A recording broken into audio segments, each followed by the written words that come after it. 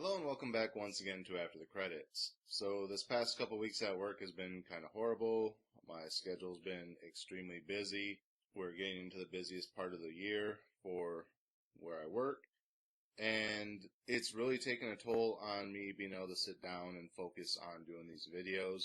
So again, sorry for all the delays in them. I am seriously behind on my editing right now. But I'm still going to try and get these up hopefully by the end of the year so I can do my year-end review that I normally do.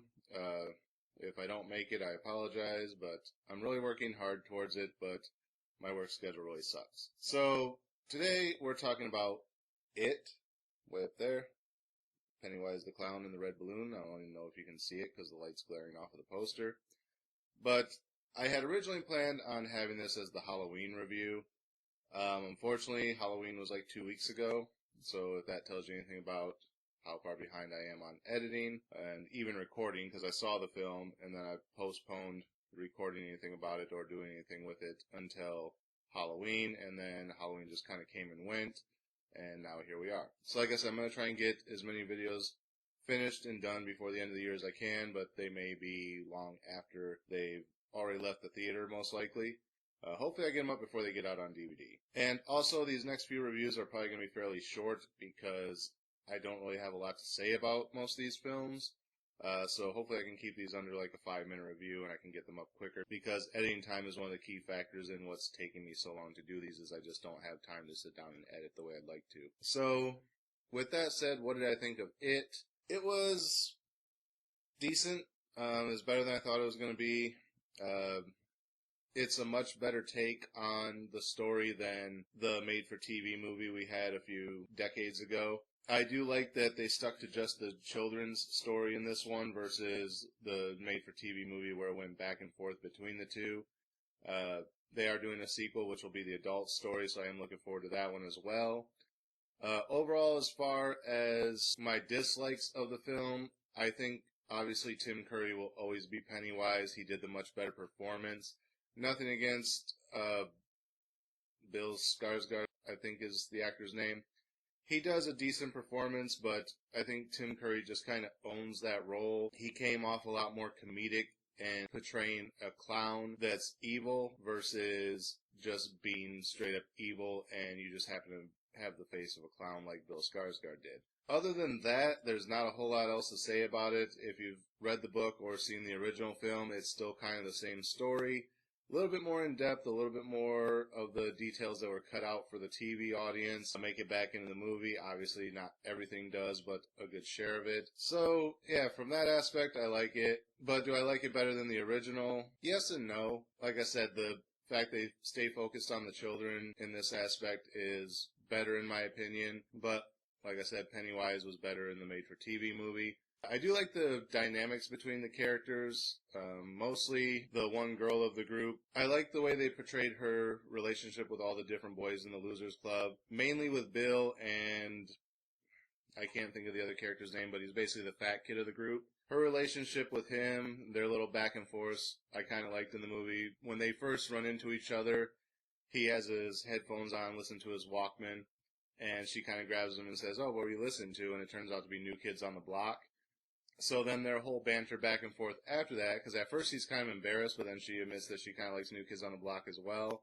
So then their whole banter back and forth is names of New Kids on the Block songs. Like when she's walking away, he says, "Baby, please don't go."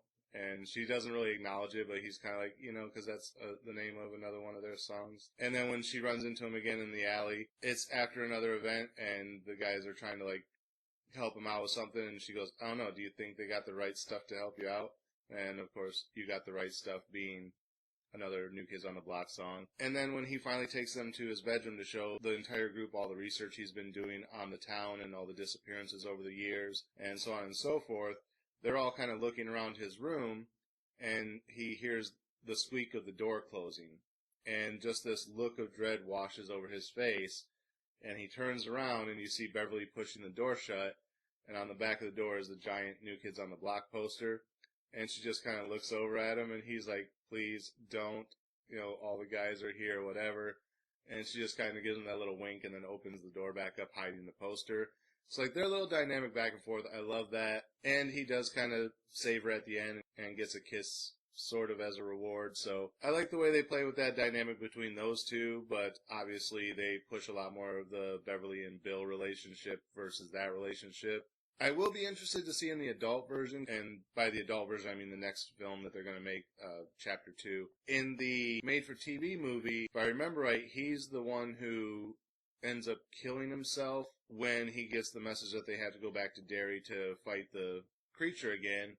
And I really hope that that doesn't happen in the next one, at least not right away, because he's such a good character in this one. I think that was one thing that this one benefited from versus the original, is they never really developed his character much beyond he was the fat kid. And in this one, they actually gave him a character. They made him likable. Like I said, the relationship between him and Beverly, it just makes him kind of stand out as one of the cast of characters.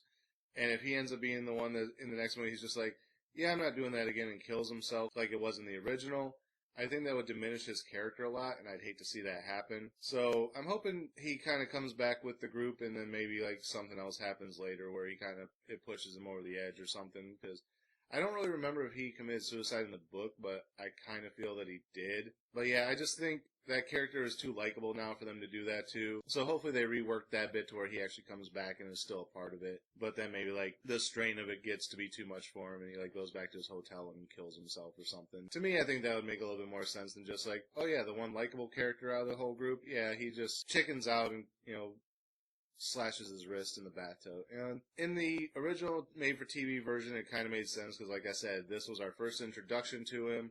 And even when they flashed back to the kid version, they didn't really do much with his character that I remember. So now that they started with the kid version and made him likable, it would just make more sense not to go that route with him as the adult. So that's basically all I have to say about it. Like I said, I'm going to try and keep these short just so I can try to get through them in the editing process a lot quicker. What would I give this one as far as a star rating? I'd probably say this one gets a solid 4. Out of all the movies I've seen this year, this is one of the better ones. Like I said, Bill Skarsgård, not quite as good of a Pennywise as Tim Curry, but Tim Curry's just an acting genius who can kind of play any part, so it's kind of hard to top. But it wasn't without trying. He did do a good performance as Pennywise. I just think Tim Curry will always own that role since he portrayed it the best.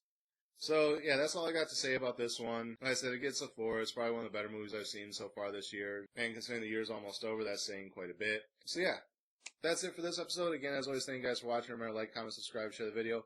Links are down in the description. Click the bell next to the subscribe button so you make sure you get notifications every time I post new content. And until next time, we'll see you after the credits.